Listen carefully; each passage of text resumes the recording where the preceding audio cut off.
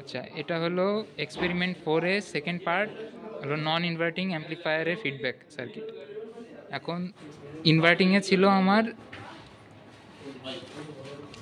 ইনভার্টিংয়ে আমার 2-তে কানেকশন দেওয়া ছিল। যদি আমরা সার্কিট ডায়াগ্রামটা দেখি, যখন ইনভার্টিং টার্মিনালে ছিল তখন আমার যে ফাংশন জেনারেটর ওইখানে আমার 1 ভোল্ট 10 কিলো হার্টজ থেকে যে আমার ইনপুটটা দেওয়া ছিল সেটা আমার নন ইনভার্টিং টার্মিনালে দেওয়া ছিল, অর্থাৎ 2-এ। এখন যখন আমরা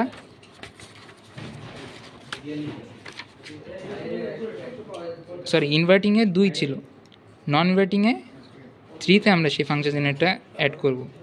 এখন সেই অনুসারে আমাদের সার্কিট যদি সাজানো হয়, এই যে আমার ফাংশন জেনারেটর, এই যে আমার ইনপুট,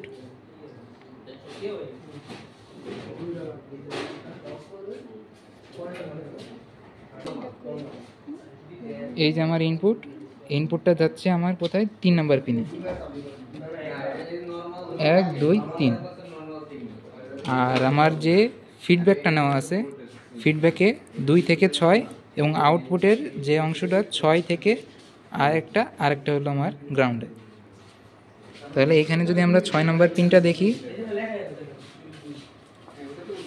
এটা হলো আমার 6 নম্বরে একটা আমার প্রোবের একটা পজিটিভ প্রান্ত 6-তে এবং নেগেটিভ প্রান্তটা আমার কমন গ্রাউন্ডে থাকবে। এটা হলো আমার কমন গ্রাউন্ড। এবার যখন আমরা পাওয়ার সাপ্লাই অন করে ফাংশন জেনারেটরের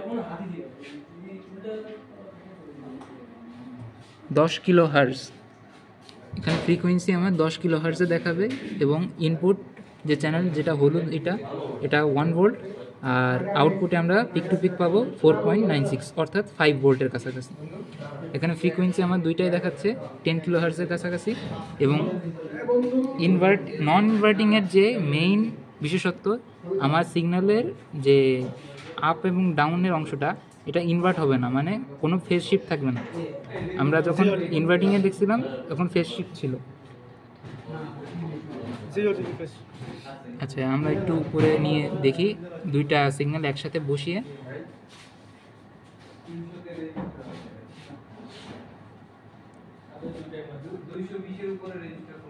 আচ্ছা, তাহলে আমরা এখানে দেখতে পাচ্ছি আমাদের কোনো ফেজ শিফট নাই, জাস্ট আমার আউটপুট এবং ইনপুটটা একদম একটা আরেকটার উপর ওভারল্যাপ করতেছে, অর্থাৎ আমাদের এক্সপেরিমেন্ট সফল নন ইনভার্টিং অ্যাম্প্লিফায়ারের জন্য, মানে ইনভার্ট থাকতেছে না।